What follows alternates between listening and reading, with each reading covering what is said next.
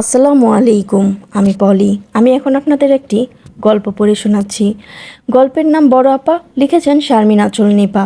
পর্ব সংখ্যা 33 থেকে 34 পর্যন্ত সবগুলো একসাথে পড়ে শোনাচ্ছি, আর এখানেই গল্পটি শেষ হবে। গাটা শিউরে উঠছে, মাথাটা ব্যথায় টনটন করছে। মহিমা আমাকে শক্ত করে ধরে রেখেছে। শির দ্বারায় যেন বৈদ্যুতিক শক লাগছে। একদম মন টিকছে না, শরীরও একদম ভালো লাগছে না। আনহারির কাপড় চোপড় দেখে মনে হচ্ছে তার সাথে খারাপ কিছু হয়েছে, কিন্তু কি, সে কি বেঁচে আছে নাকি বড় আপার মতো সেও চলে গেছে? এক আপাকে হারিয়ে 12টা বছর দহনে পুড়েছি, এখন আরেকজনকে হারিয়ে ক্ষতটা যেন ভয়ঙ্কর রূপে তাজা হয়ে উঠছে। এ ধাক্কা কি আমি সামলাতে পারবো? এর মধ্যেই অফিসার মাহিদ বেশ চিন্তিত আর দ্বিধান্বিত গলায় বলে উঠলেন, আপনারা এসেছেন, দয়া করে বসুন। তার কথায় দুজনেই বসলাম। বসার পরপরই তিনি বলে উঠলেন, থানায় ঢোকার সাথে সাথে হয়তো এক সেট জামা দেখেছেন। সেটা আমরা ব্রিজের পাশে পেয়েছি, ধারণা করছি এবং কিছুটা নিশ্চিত হয়েছি এটা আনহারির জামা। কিন্তু জামা পাওয়া গেলেও আনহারির সন্ধান পাওয়া যায়নি। পুরো নদীতে খোঁজা হয়েছে, কোনো লাশের সন্ধানও মেলেনি। আমরা লাবণী জোহার সাথে কথা বলেছি, সে এ মুহূর্তে আসতে পারছে না। সরকার পতনের জন্য কাল লং টু মার্চ হবে ঢাকায়, সেখানে অনেকেই যেতে চাচ্ছে, সেজন্য রাস্তাঘাট সহ সকল পরিবহন চলাচল বন্ধ। থানায় বেশ প্রেশার আসছে সেগুলো হ্যান্ডেল করার জন্য। সরকার কর্তৃক প্রেশার তো এড়িয়ে যাওয়া সম্ভব না। এতদিন এ থানায় তেমন কোনো আন্দোলন বা হতাহতের চিহ্ন নেই। দুর্গম গ্রাম হয়, এগুলোতে বেগ পোহাতে হয়নি। তারপরও বেশ কয়েকবার বলা হয়েছে কেউ আন্দোলন করলে যেন বুকে গুলি চালাই। তবে বিবেকের তাড়নায় তা সম্ভব হবে না জানিয়ে দিয়েছি। এজন্য চাকরি নিয়েও বেশ সমস্যা চলছে। চাকুরি থাকে কি না সেটাও জানি না। আজকের দিনটাই হয়তো আমার কাছে সঠিক পদক্ষেপ নেওয়ার সময়। এরপর সরকার কি করে, আমরা কোন দিকে যাই বলতে পারবো না। এই কেস আমার হাতে থাকে কি না সেটা নিয়েও চিন্তিত আছি। আজকের দিনটাতে হয়তো আমার সবটা করতে হবে। আমাদের একদল ফোর্সকে ইমার্জেন্সি ঢাকায় নিয়ে যাওয়া হয়েছে আন্দোলনকারীদের হ্যান্ডেল করতে, তাই থানায় পুলিশও তেমন নেই। সেজন্য আপনাদের সাহায্য প্রয়োজন। আপনারা দুজন আনহারির খোঁজ করুন, এই গ্রামের প্রতিটা জায়গায় নিজ উদ্যোগে খোঁজ করুন। আমি হালকা গলায় বললাম, দীপক আর পিয়ালকে কি পেয়েছেন? তারা একসাথেই বের হয়েছিল, তাদের খোঁজ পাওয়া গেলেও তো আনহারির খোঁজ মিলবে, নাকি তারাও নিখোঁজ? অফিসার মাহিদ হালকা গলায় বলল, দীপক পুলিশ হেফাজতেই আছে, তবে তার থেকে আনহারির খোঁজ মেলেনি। তারা একসাথে থানার দিকেই আসতেছিল সেন্সর তেলাপোকা বিষয় নিয়ে বিহিত করার জন্য। রাস্তার মাঝখানে তাদেরকে কে জানি হঠাৎ করে চোখ বেঁধে, হাত পা বেঁধে ফেলে রেখে যায় আর আনহারিকে নিয়ে যায়। আমরা তাদেরকে হাত পা বাঁধা অবস্থায় রাস্তার মাঝে পাই। তাদেরকে অনেক জিজ্ঞাসাবাদের পরও একই কথা বলে। দুজনের বিবরণ একই ছিল, তাই ধারণা করছি তারা মিথ্যে বলেনি। আমি কিছুটা উত্তেজিত হয়ে বললাম, ওরা পুরোটাই জানে। ওদের ধরে কয়েকটা দিন, দেখবেন মুখ দিয়ে সব বের হয়ে আসবে। আপনি কিভাবে ওদের কথা সত্যি ধরে নিচ্ছেন? ওরা জাস্ট একটা নাটক সাজাচ্ছে, আর আপনিও সে নাটকে ফেসে যাচ্ছেন। অফিসার মাহিদ আমাকে ইশারা দিয়ে শান্ত হতে বলল। তারপর হালকা গলায় বলল, দীপক সত্যিই বলছে। একটা মানুষ এতগুলি সত্যি বলার পর কখনো কিছু লুকিয়ে রাখতে পারে না। সাইকোরা কখনো ভয়ঙ্কর হয়, কখনো অনুতপ্ত হয়। ওরা যখন সত্যি বলে পুরোটাই সত্যি বলে, তাদের কথায় তখন মিথ্যে থাকে না। আমি অবাক হয়ে জিজ্ঞেস করলাম, দীপক সাইকো মানে? অফিসার মাহিদের স্বাভাবিক উত্তর, হ্যাঁ সে সাইকো। ছোটবেলা থেকে তার মায়ের পরকীয়া দেখেছে সে দেখেছে তার মা বিভিন্ন মানুষের সাথে কথা বলতো, অনৈতিক কাজ করত, তার বাবার ব্যবসায়িক পার্টনারের সাথে অবৈধ কাজ করত। এগুলো অবশ্য তার বাবা আজও জানতে পারেনি, না জেনেই মারা গেছে। আর তার বাবাকে মারার পেছনে তার মায়ের হাত ছিল, কারণ সে একা এই সমস্ত সম্পত্তি ভোগ করতে চেয়েছিল, আর সেটা সক্ষমও হয়েছে। দীপকের মায়ের পরকীয়া সবার আড়ালে থাকলেও দীপকের আড়াল হতে পারেনি মায়ের প্রতি চরম ঘৃণা, একই সাথে মায়ের প্রতি দুর্বলতা। যত খারাপই হোক, মাকে কিছু করতে পারতো না, বলতে পারতো না। সব মুখ বুজে সয়ে নিত। হাজারটা ঘৃণা থাকা সত্ত্বেও মায়ের প্রতি অদৃশ্য এক ভালোবাসা যেন তাকে গ্রাস করে নিত। আর মায়ের প্রতি থাকা জেদগুলো এভাবেই জমা হতে লাগে তার মনে, যা পরবর্তীতে তার স্ত্রীদের উপর প্রভাব পড়েছে। মায়ের প্রতি থাকা সকল ঘৃণা সে স্ত্রীদের উপর প্রয়োগ করেছে। নানানভাবে কষ্ট দিয়ে সে আনন্দ পেত। ঠিক একইভাবে অদিতি আর জুয়ের বেলাতেও করেছে, আবার তোমার বোনের বেলাতেও হয়েছে। এভাবে স্ত্রীদের একের পর এক কষ্ট দিলে সে মানসিক শান্তি পেত। যখন সে বুঝতো তার স্ত্রীরা তার প্রতি দুর্বল, তখন তাকে ভালো লাগতো না। সে সময় তাকে কষ্ট দেওয়ার জন্য দূরে সরে যেত। আবার একইভাবে কেউ নিজে থেকে দূরে যেতে চাইলেও সে সেটা মানতে পারতো না। তার ভাষ্যমতে সে সবাইকে ছাড়তে পারলেও তাকে কেউ ছাড়তে পারবে না। শুধু ছেড়ে দিয়েও ক্ষান্ত হতো না। সে চাইতো তাদের খুন করতে। প্রথম বউকে সে খুন করতে পারেনি, এটা তার সবচেয়ে বড় ব্যর্থতা। দ্বিতীয় বউ জুই তাকে ছেড়ে দেওয়ার পর তার বাড়িতে গিয়ে কৌশলে এমনভাবে খুন করেছে, সবাই এটাকে আত্মহত্যাই মনে করেছে। তবে তার আফসোস, সে তার প্রথম বউকে খুন করতে পারেনি। এ পর্যন্ত সে অদিতিকে খুন করার চেষ্টা করে এসেছে অনেকবার। আর অদিতিকে খুন করার সূত্র ধরেই তার সাইকেটিক্স হেলেনের সাথে পরিচয়। দীপকের এই মানসিক সমস্যার বিষয়টি অদিতি বুঝতে পেরেছিল। সে এটা বুঝেছিল এর থেকে নিস্তার পাওয়া কষ্টসাধ্য, তাই তার সাথে একটা মাস্টারমাইন্ড গেম খেলার জন্য হেলেনকে নিযুক্ত করে। হেলেন যেহেতু সাইকেটিক্স ছিল, তাই সে দীপকের মনের গতিবিধি লক্ষ্য করে এগুতে থাকে। জুইকে খুন করার পরপরই সে অদিতিকে খুন করতে উঠে পড়ে লাগে, কিন্তু ব্যর্থ হয়। এরপর সে অনন্যাকে বিয়ে করে। তার মন তখন অনন্যাকে কষ্ট দেওয়ায় ব্যস্ত। তখন সে অনন্যাকে খুন করার জন্য উঠে পড়ে লেগেছে। যখন বুঝতে পেরেছে অনন্যা খুন হয়েছে, তখন তো তার পরবর্তী গুটি তৃণা ছিল। তৃণাকেও সে একের পর এক কষ্ট দিতে লাগলো। এক পর্যায়ে তৃণাও কষ্ট সইতে না পেরে নিজের বাড়ি ফিরে গেল। আর এটাই তার কাল হয়ে দাঁড়ালো। দীপক কোনোভাবে এটা মেনে নিতে পারছিল না তাকে কেউ ছেড়ে যেতে পারে, তাই জুইয়ের মতো তৃণাকেও সে খুন করে। নতুন করে অদিতির পেছনে লাগে তৃণাকে খুনের পর। তৃণাকে খুন করার পর প্রায় 4 বছর সে একা ছিল। সে সময়টায় জীবনে নতুনকে আনার আগে সে চাচ্ছিল অদিতিকে খুন করতে। আর সে সময়টায় হেলেন তাকে নিয়ে গবেষণা শুরু করে। একমাত্র হেলেনই তার রোগটা ধরতে পেরেছিল আর তার ব্যক্তিগত সকল তথ্য জোগাড় করতে পেরেছিল। সে এটার প্রতিকারও খুঁজে বের করেছিল। তবে সেটা দীপকের উপর প্রয়োগের পূর্বেই অদিতিকে বাঁচাতে গিয়ে হেলেন খুন হয়। আর হেলেনকে এমনভাবে খুন করেছিল, ডাক্তাররা তাকে দেখে বলেছিল তার হার্ট অ্যাটাক হয়েছে। সে সময়টায় অদিতির বাবা মায়ের একই সাথে রোড অ্যাক্সিডেন্টে মৃত্যু হয়। একা লড়াই করতে সে ভয় পাচ্ছিল, তাই বিষয়টি সে চেপে গিয়ে পালিয়ে যায় আর এরপর দেশের বাইরে স্থানান্তরিত হয়। আনহারি যখন অনন্যাকে নিয়ে ঘাটাঘাটি করে, তখন অদিতির সাথেও দেখা করে। এ বিষয় নিয়ে আলোচনা করে। আনহারি দীপকের গতিবিধি সব জানতো, কখন কি হতে পারে সব কিছুই তার জানার মধ্যে ছিল। তাই দীপকের সাথে সে খুব সহজেই লড়ে যাচ্ছিল। হেলেনের মৃত্যুর পর দীপক অদিতিকে অনেকবার খুন করার চেষ্টা করেও ব্যর্থ হয়। এদিকে একের পর এক খুন তার নেশা হয়ে যায়। খুন করতে না পারলে তার হাত নিষ্পিস করে। আর মনে আছে, জটলা বলেছিল সে ফাতেমাকে খুনের প্ল্যান করেছিল, তবে তাকে খুন করার আগে কে যেন খুন করে গিয়েছিল। সে আর কেউ না, দীপকেই ছিল। ফাতেমাকে সে খুন করেছিল তার বোনের সংসার বাঁচাতে, কারণ মায়ের মতো সে বোনকেও ভালোবাসতো। তাই যখন ফাতেমার কথা সে জানতে পারে, তখন তার বোনের পথের কাঁটা ফাতেমাকে সরিয়ে দেয়। কিন্তু জটলাকে সেটা বুঝতেও দেয়নি, কারণ জটলাকে সে বাঁচিয়ে রেখেছে তার বোনের জন্য। আরেকটা চাঞ্চল্যকর তথ্য হলো, দীপক বলেছে তাকে যখন চোখ বাঁধা হয়েছিল তখন সে হেলেনের কণ্ঠস্বর শুনেছিল। আর সে এটা নিয়ে দ্বিধায় পড়ে গিয়েছিল, হেলেনও অনন্যার মতো ফিরে এসেছে কিনা। আর সব মিলিয়ে এসব থ্রিল আর নিতে পারছিল না সে। এতদিন সে সবার সাথে থ্রিল খেলছিল, এখন কেউ তার সাথে খেলছে, এটা সে মানতে পারছিল না। তাই আত্মকষ্টে আজকে সবটা স্বীকারোক্তি দিয়েছে সে। আর ফিওনা, আমি এতটুকু কনফিডেন্ট নিয়ে বলতে পারবো দীপক যা বলেছে সত্যি। তবে ভাববার বিষয়, হেলেন যদি মারা যায় তাহলে হেলেন কি করে ফিরে আসে? আর হেলেনের শত্রুতা দীপকের সাথে, সে কেন দীপক আর পিয়ালিকে রাস্তার মাঝে চোখ হাত বেঁধে আনহারিকে নিয়ে যাবে? তার তো আনহারির সাথে কোনো শত্রুতা নেই।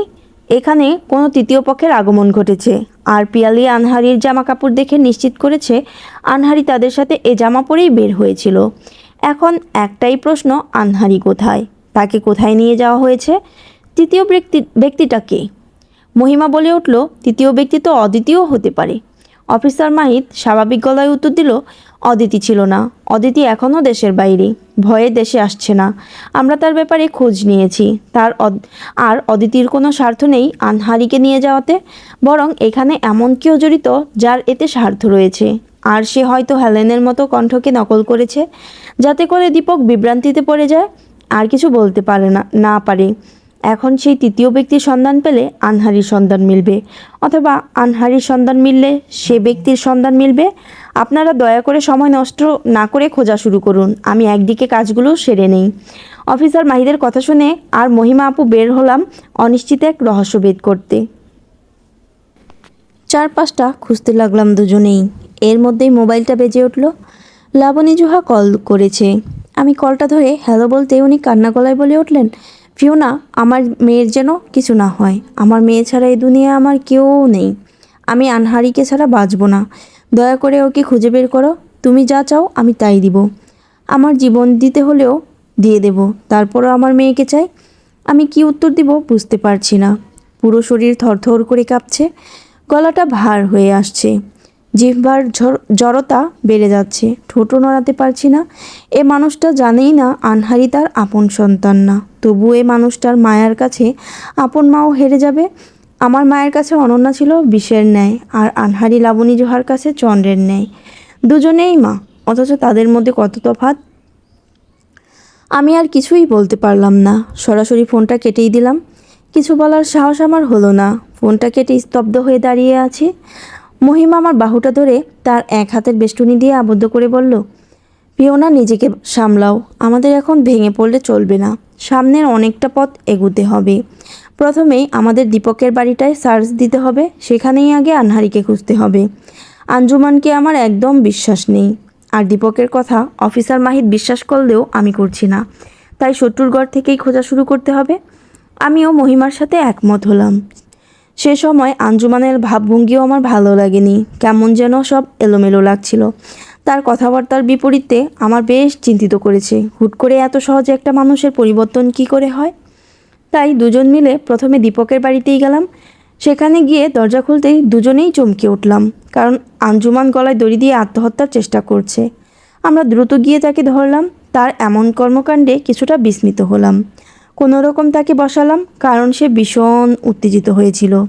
তাকে শান্ত করতে বেশ সময় লেগেছে, কিন্তু তার অস্বাভাবিক আর বেসামাল কথাবার্তায় মনে হলো সে আর স্বাভাবিক নেই, মানে পাগলের মতো হয়ে গেছে।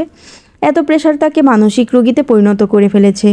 তাই মহিমা তাকে শান্ত করে আপাতত ঘুমের ওষুধ দিয়ে ঘুম পাড়িয়ে রাখলো। আমরা পুরো ঘর তন্ন তন্ন করে খুঁজতে লাগলাম, কোথাও কিছু পেলাম না। এরপর সিদ্ধান্ত নিলাম বাহির দিকটা খুঁজবো। সেখানে খুঁজতে যাওয়ার জন্য বাড়ির দরজাটা পার হতেই অফিসার মাহিদ কল দিল। আমি তার কল রিসিভ করার সাথে সাথে সে বলে উঠল, কোথায় আছো তোমরা? দীপকের বাড়িতে। সাবধানে থাকো, দীপক পালিয়েছে, আর সে আরও ভয়ঙ্কর হয়ে উঠেছে। থানা থেকে গুলি নিয়ে পালিয়েছে, সে তার বাড়ির দিকেই যাচ্ছে, সুতরাং সাবধান থাকো। অফিসার মাহিদের কথা শুনে আমার উত্তেজনা বেড়ে গেল। মহিমাকে বলার পর সেও চিন্তিত হয়ে পড়ল। এ মুহূর্তে আমাদের প্রাণ সংশয়ে আছে, কি করব ভেবে পাচ্ছিলাম না। কিছুটা ভেবে সিদ্ধান্ত নিলাম আমরা বাড়ির পেছন দিয়ে বের হব, মানে জাম গাছটা আগে যেখানে ছিল সে রাস্তা ধরে বের হব। দীপক আসলে নিশ্চয়ই সামনের গেটটা দিয়েই আসবে। এটা ভেবেই আমরা দুজন বাড়ির পেছন দিকে চলে গেলাম। জাম গাছটার কাছে আসতেই আমরা আতঙ্কিত হয়ে পড়লাম, কারণ দীপক সেখানেই দাঁড়িয়ে আছে। আমাদের দেখে হায়নার মতো হাসতে লাগলো আর বলতে লাগলো, অনেক দিন রক্ত দেখি না। যে আমার রক্ত না দেখলে শান্তি লাগে না, সে আমি অনেক দিন রক্ত দেখি না। তোদের খুন করে আমি এখন রক্ত দেখব। আমার যে ভীষণ অশান্তি করছে। এক এক করে সবাইকে খুন করব। আমার সাথে পাঙ্গা নিলে জান দিতে হয়, এটাই বুঝিয়ে দেব। যে আমার পেছনে লেগেছে তাকেই জান দিতে হয়েছে, তোদেরকেও দিতে হবে। এই বলে বন্দুকটা তাক করলো আমাদের দিকে। দীপকের সাইকো রূপটা সামনে চলে আসলো। আমি ভীষণ ভয় পেতে লাগলাম। এমনভাবে তীরে এসে তরি ডুবে যাবে কে জানতো। এই বুঝি আমাদের জীবন শেষ। এদিকে দীপক গুলি করতে নিবে, এমন সময় আনহারি পেছন থেকে এসে গুলিটা কেড়ে নিল আর দীপকের বুক বরাবর একটা লাথি দিল। দীপক মাটিতে নেতিয়ে পড়ল। আনহারি কড়া গলায় বলে উঠল, চিনতে পারছিস আমাকে? আমি সেই অনন্যা, যাকে তুই অন্যায়ভাবে অত্যাচার করেছিস, যাকে তুই অন্যায়ভাবে ঠকিয়েছিস, যাকে তুই অন্যায়ভাবে মিথ্যা অপবাদ দিয়েছিস। আমি জানতাম তুই থানা থেকে পালিয়ে এ জায়গায় আসবি, তাই তোকে তিলে তিলে মারতে এখানে চলে এসেছি। এই বলেই ভয়ঙ্কর রূপ নিল আনহারি। হিংস্র হয়ে গেল সে। আনহারির এ হিংস্র রূপ দীপক দেখে ভয় পেয়ে গেল। আনহারির দিকে তাকিয়ে অসহায় গলায় বলল, আমাকে মাফ করে দাও, আমি আর এমন করব না। যা করেছি ভুল করেছি, কিন্তু প্রাণে মেরো না প্লিজ, আমাকে ক্ষমা করে দাও। জালিমের ক্ষমা কখনো হয় না। কথাটা বলেই পরপর কয়েকটা গুলি চালানোর শব্দ কানে ধেয়ে আসলো। সে সাথে বিকট একটা চিৎকারের আওয়াজ। আমি চোখ বন্ধ করে ফেললাম, সাথে মহিমাও চোখ বন্ধ করে ফেলেছে। হয়তো কয়েক সেকেন্ড চোখ বন্ধ ছিল, চোখটা খোলার সাথে সাথে চমকে উঠলাম। দীপকের হাতে গুলি, আর দীপক নিজেই তার মাথায় গুলি করেছে। তাহলে একটু আগে যে আনহারিকে দেখলাম, সে কোথায় গেল? আমার ভাবনাতে এটা আসতেই মহিমাও বলে উঠল, আনহারি কোথায় গেল? মহিমা প্রশ্ন করার সাথে সাথে অফিসার মাহিদ আর আনহারি আসলো। আমি অবাক হয়ে আনহারিকে জিজ্ঞেস করলাম, তুমি কখন এখান থেকে অফিসার মাহিদের কাছে গেলে? এত অল্প সময় কিভাবে সম্ভব? আনহারি আমার দিকে বিস্ময় নিয়ে তাকালো।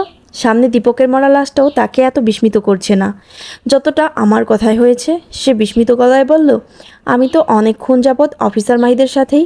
দীপক যখন পালালো এরপর পরই আমি অফিসার মাহিদের কাছে যাই। আমাকে কে যেন চোখ বেঁধে নিয়ে গিয়েছিল। আমি ভেবেছিলাম দীপক। একটু আগেই আমার চোখ খুলে দিল কেউ। সামনে কাউকে দেখলাম না। তাড়াতাড়ি নিজেকে সামলে প্রথমে থানায় গেলাম অফিসার মাহিদের সাথে কথা বলার জন্য, কারণ দীপককে থানায় ধরে আনতে হবে এজন্য। আর এটাও অভিযোগ করতে চেয়েছিলাম যে সে আমাকে গুম করেছে, কিন্তু থানায় গিয়ে আশ্চর্যজনকভাবে জানতে পারলাম আমি নিখোঁজ হওয়ার পরপরই অফিসার মাহিদ দীপক আর পিয়ালিকে ধরে। আর দীপক মিনিট 5 আগে থানা থেকে পালিয়েছে।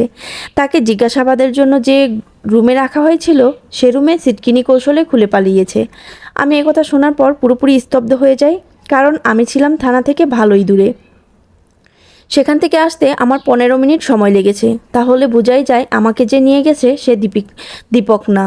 আর আমাকে ধরে নেওয়ার সময় আমার খেয়ালে জানান দেয় কোনো মেয়ের স্পর্শ ছিল। আমি ভেবেছিলাম পিয়ালি, কিন্তু আমার চোখ খোলার সময় আমার কণ্ঠের মতোই কারো কণ্ঠের গুনগুন গানের শব্দ শুনি। চোখ খোলার পর আমি কারো অস্তিত্ব পাই না। আনহারির কথা শুনে আমি আর মহিমা দুজনেই চমকে যাই। তাহলে একটু আগে এখানে কে ছিল? এর কোনো ব্যাখ্যাই আমরা পাচ্ছিলাম না। সামনেই দীপকের লাশটা পড়ে আছে, যেখানে বড় আপার লাশটা ঝুলেছিল ঠিক সেখানেই। জাম গাছ কেটে ফেলায় গাছটা শুধু নেই সেখানে। অফিসার মাহিদ দীপকের লাশের কাছে গিয়ে সাধারণ পর্যবেক্ষণ করে বলল, দীপক নিজেই নিজেকে গুলি করে আত্মহত্যা করেছে। আমি আর মহিমা কিছুই বললাম না। দীপকের লাশটা নিয়ে যাওয়া হলো। সাধারণ ময়নাতদন্তের পর একই রিপোর্ট আসলো, সে নিজেই নিজেকে গুলি করেছে। আঞ্জুমান পাগল হয়ে গেছে। আনহারি নিজে তাকে পাগলাগারতে দিয়ে এসেছে। আর তার মেয়ের এবং ফাতেমার ছেলের দায়িত্ব সে নিয়েছে। দীপকের মা কমায় আছে, সে কখনো সুস্থ হবে না। বড় আপাকে নিয়ে কুৎসা রটানো আমিন চাচাও নিজের ভুল বুঝতে পেরেছে। জটলার 14 বছরের সশ্রম কারাদণ্ড হওয়ার সম্ভাবনা রয়েছে। সে পুলিশ হেফাজতেই আছে। রতন এখনও হাসপাতালে ভর্তি, তারও সুস্থ হওয়ার চান্স একদম কম। বড় আপার সাথে জড়িত সকলের শাস্তি হলো। সব কিছু মোটামুটি স্বাভাবিক হলে মহিমার কাছ থেকে বিদায় নিয়ে ফাতেমার ছেলে এবং আঞ্জুমানের মেয়েকে নিয়ে দীর্ঘ যুদ্ধের পর আমরা গ্রাম ছাড়লাম। গ্রাম ছাড়ার আগে অফিসার মাহিদের সাথে শেষ দেখা করলাম। তাকে আমার মনের অব্যক্ত কথাটা বলে দিলাম, তবে ভাগ্য সহায় ছিল না। জানতে পারলাম সে বিবাহিত, তার একটা মেয়েও আছে। ঝড়ের মতো আমার জীবনে প্রেম এসেছিল, আবার ঝড়ের মতোই তা থুবড়ে পড়েছে। লাবণী জোহা আজও জানে না তার মেয়ে আনহারি না। গাড়িটা ঢাকার পথে রওনা দিল। অশান্ত দেশটাও স্বৈরাচারের পতনে শান্ত হলো। গাড়িটা চলছে আপন গতিতে। চলতে চলতে অনন্যা নামের সে হোটেলের সামনে আসলাম। আনহারি গাড়িকে থামতে বলল, তারপর আমার দিকে তাকিয়ে বলল, চলো কিছু খেয়ে নেই। আমিও আর না করলাম না। খেতে গেলাম সেখানে গিয়ে বসতেই হোটেল মালিক বলে উঠল, গতকাল অনন্যা এসে খেয়ে গেল, বেশ প্রশংসা করলো আপনাদের। সত্যি আপনাদের দেখে বোঝা যায় না আপনার আলাদা, সব কিছুই হুবহু। ওনার মুখে কথা শুনে আমি আর আনহারি একে অপরের দিকে বিস্ময় নিয়ে তাকালাম। আনহারি বিস্ময়ের সমাপ্তি ঘটিয়ে বলল, এটা কি করে সম্ভব? আমি তো কাল এখানে আসিনি। আর আমি অনন্যাকে জাস্টিস পাওয়ানোর জন্যই অনন্যার সব কিছু কপি করেছি। অনন্যার শরীরে কোথায় কি দাগ আছে, কোথায় কি নেই সব লক্ষ্য করে নিজের মধ্যে সাদৃশ্য এনেছি। তাই আমাকে অনন্যা মনে করা অস্বাভাবিক না। কিন্তু আমি তো এখানে আসিনি গতকাল। তাহলে কাকে দেখলো উনি? আর অনন্যাই আসবে কোথায় থেকে? আনহারির কথা শুনে আমি এবার সেদিনের কথাটা বললাম। কয়দিন বলিনি, কারণ মনে হয়েছিল এটা আমার আর মহিমার মনের ভুল। তবে এখন মনে হচ্ছে সকল রহস্যের সমাপ্তি ঘটিয়ে একটা রহস্য রয়েই গেছে। আনহারি আমার কথা শুনে চোখ বড় বড় করে বলে উঠল, তাহলে কি অনন্যা বেঁচে আছে? তাহলে সে কেন সবার সামনে আসছে না? আর অনন্যা যদি বেঁচে না থাকে তাহলে কি তার আত্মা আমাদের আশেপাশে ঘুরছে? কথাটা বলেই আনহারি চুপ হয়ে গেল। আমি একটা দীর্ঘশ্বাস ফেলে বললাম, হয়তো অনন্যা বেঁচে আছে আর আমাদের মাঝে লুকোচুরি খেলছে। কথাটা বলেই চুপ হয়ে গেলাম। আচ্ছা, আদৌ কি অনন্যা বেঁচে আছে, নাকি এটা আমাদের মনের মতিভ্রম? কিন্তু এতজন মানুষের একসাথে মতিভ্রম হওয়া কি সম্ভব? এই ছিল বড় আপা গল্পের 33 থেকে 34 পর্যন্ত সবগুলো পর্ব একসাথে। আর লেখিকা বলেছে দ্বিতীয় খণ্ড খুব দ্রুতই আসবে। যদি লেখিকা দ্বিতীয় খণ্ডটি লিখে তাহলে সেটা আমি আপনাদের পড়ে শোনাবো।